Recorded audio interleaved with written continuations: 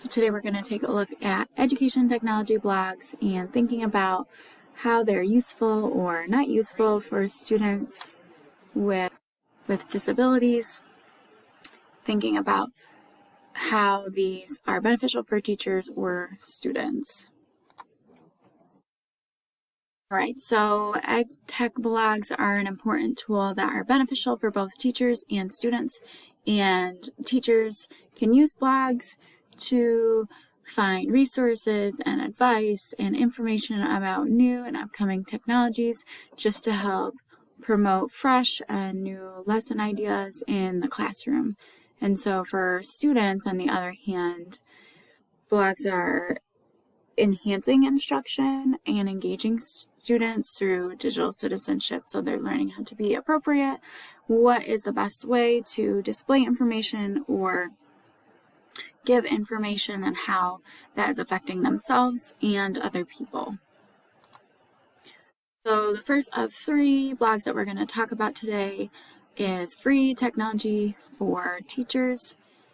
And Free Technology for Teachers is a website and a blog that provides free resources for use in the classroom, and all of them are free, although sometimes you might want to take a look at the creators of the tools or videos or lessons so that they can receive the appropriate credit and copyright information that's not infringed. New posts are available frequently and feature ideas across disciplines and subjects. And in addition to the technology tools, the website also offers tutorials and links to the other blogs and work written by the author. So this is something that he provides: learning experiences, a weekly newsletter, some books, presentations that he's given. So those are some extra resources for teachers to learn about new technologies or tutorials on how to increase their engagement in their classroom and self-knowledge of ed tech. So this website is geared more toward a general education population and would require a lot of searching and modification for special education teachers to use. So there are some specific posts about special education with the tags and labels, but these posts are not frequently updated or looked at. So the most recent post is from 2013. So this would indicate that a lot of things need to be modified by teachers and that more research should be done and specifically explained with this population in mind. Second website we're going to take a look at is ISTE, and it's an internationally known organization that provides education and research for educators across the world. It also provides some information for students, especially the standards that they're supposed to be following so that they can be effective learners and contributors to society using their technology. So some topics that are included on the free blog. There's also a membership that's paid. In the free blog, there's computer science, digital literacy, digital citizenship, education leadership, standards, learning, tools, and devices. So there are things that are geared more towards students, like digital citizenship and learning and tools, but things that are also geared more towards the teachers, which is sort of education leadership and making sure the standards are being followed. As for digital citizenship, the site explores family integration and the use of technology in the classroom.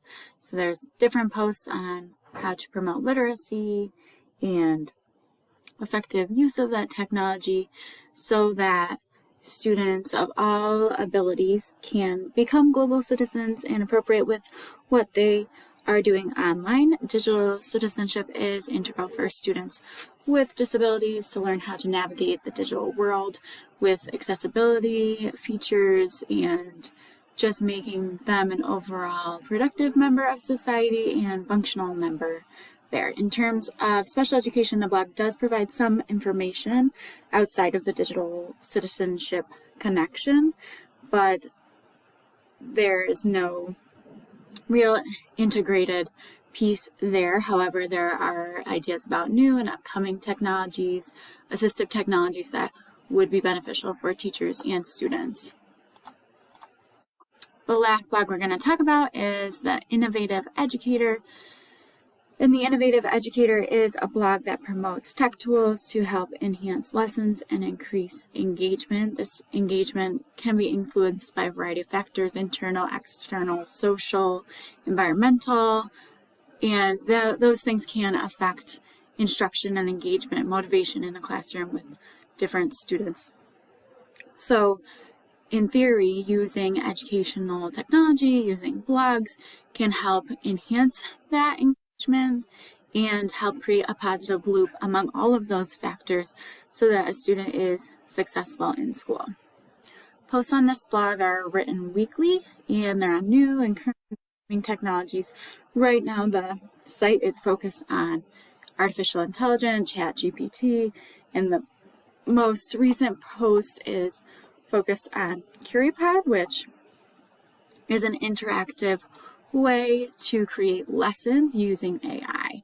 So they are providing ways for students to respond to classroom prompts, to give their own opinions or answers to questions, and just provide alternate ways to have students engage using technology with limited interruption or limited instruction from the teacher. So all of that instruction is generated with artificial intelligence, and that provides a different way for students to share their preferences, what they like to do, using a variety of different applications, polls, questions, drawing, things that might be beneficial for students with different preferences or ways to meaningfully interact using the UDL principles.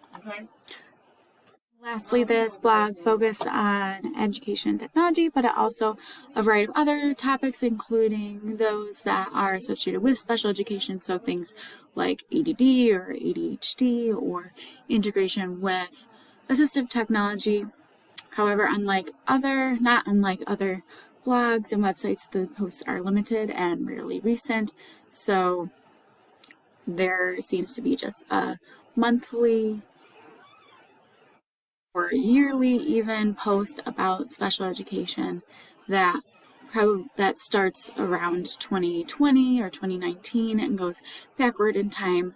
However, the author consistently incorporates adaptations into her posts. So when she's explaining a tool, she also makes sure she is including the special education population, just not by name. There are things to break down activities, so looking at ChatGPT, how to use scheduling, and different very important topics and things that are helpful for students with special needs to be successful in the classroom. In that way, it promotes inclusion and it helps provide education without discrimination, and those are some things that really help the students with disabilities connect with the information, especially those with autism, using robots and other things, help them focus on the content and less on facial expressions or vocal tone, cadence of speech, things that can inhibit their instruction. So these blogs that we talked about today are somewhat beneficial for teachers with special education students.